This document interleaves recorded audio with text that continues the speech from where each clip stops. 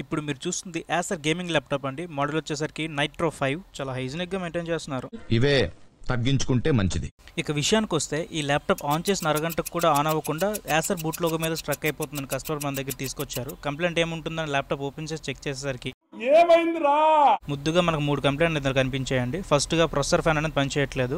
But దీని పక్కన పెట్టేద్దాం. ఫస్ట్ దీని ఎస్ఎస్డీని చెక్ చేద్దాం, ఎందుకంటే ఇది బూట్ లోగో పైన ఉండిపోతుంది కదా. ఇప్పుడు ఈ M.2ని ఎన్క్లోజర్ లో పెట్టి దీని హెల్త్ ఎట్లా ఉందో చెక్ చేసుకోవాలండి ఫస్ట్. సో దీన్ని చెక్ చేసుకున్నాక నాకు తెలిసిన విషయం ఏంటంటే దీని టైం అయిపోయింది. సో దీన్ని కొత్త దాంతో రీప్లేస్ చేసుకోవాలి. అంతకన్నా ముందు ఈ ల్యాప్టాప్ సర్వీస్ చేసుకోవాలి. చూసారు కదా, దీనికి మొత్తం ఏదైతే హీట్ వెంట్ ఉందో అది క్లోజ్ అయిపోయింది. ఇంకా మనం లేట్ చేస్తుంటే డెఫినెట్ గా ల్యాప్టాప్ పాడైపోయింది. ఈ గేమింగ్ ల్యాప్టాప్స్ అనేవి చాలా పవర్ఫుల్ కనుక ఇందులో హెవీ హీట్ జనరేట్ అవుతుంది. ఆ హీట్ అనేది బయటకు వెళ్ళిపోవాలి. ఆ హీట్ బయటకు వెళ్ళడానికి ఈ ప్రొసెసర్ ఫ్యాన్స్ ఉన్నవి. ఈ ప్రొసెసర్ ఫ్యాన్స్ తిరిగితే ఆ హీట్ అనేది బయటకు వెళ్ళిపోతుంది. అదే ఈ ప్రొసెసర్ ఫ్యాన్ బాగా పర్ఫార్మెన్స్ చేయకపోతే లోపల హెవీ హీట్ జనరేట్ అయ్యి ల్యాప్టాప్ పర్ఫార్మెన్స్ అనేది డ్రాప్ అయిపోతుంది. ఇప్పుడు మీరు చూస్తున్నారు కదా, దీన్ని థర్మల్ పేస్ట్ అంటారు. ఇది సిపియూని అండ్ హీట్ సింక్ రెండింటిని కప్లింగ్ చేసి హీట్ ని ట్రాన్స్మిట్ అయ్యేలా చేస్తుంది. థర్మల్ పేస్ట్ ని అప్లై చేశాక హీట్ సింక్ ని ఫిక్స్ చేయడం జరిగింది. ఇప్పుడు ఫ్లిప్ చేశాను కదా, అదే ఇప్పుడు రిపేర్ చేసిన ప్రొసెసర్ ఫ్యాన్. ఇప్పుడు చూసారు కదా ఎంత స్మూత్ గా తిరుగుతుందో.